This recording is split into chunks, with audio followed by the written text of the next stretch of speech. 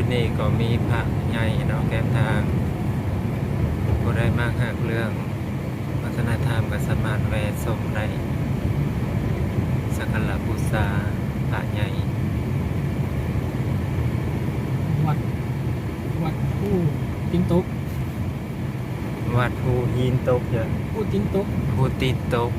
ผู้ติงตกวัดภูตีนตกเนาะสามารถมาแวะสักการะบูชาได้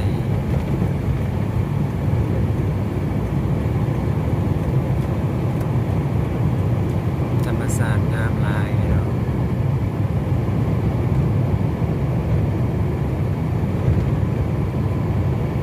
สามารถมาเที่ยวได้เนาะ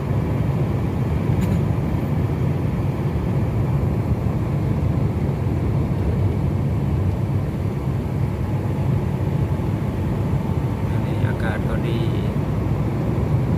ท้องฟ้า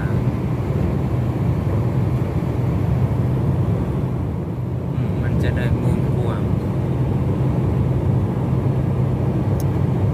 เส้นทางระหว่างเมืองสองคอนหาเมืองไซเมืองท่าบางทอง บ่แม่นไซบุทองเมืองท่าบางทองเส้นทางไปเมืองท่าบางทองตอนนี้สะดวกสบายเส้นทางดีพี่น้อง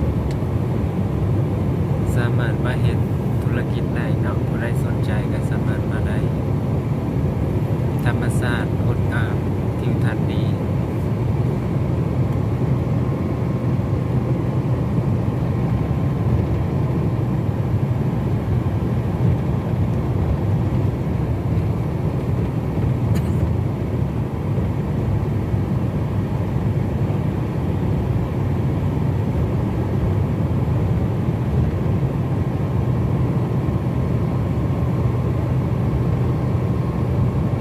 ระยะทางแต่ทางเลขที่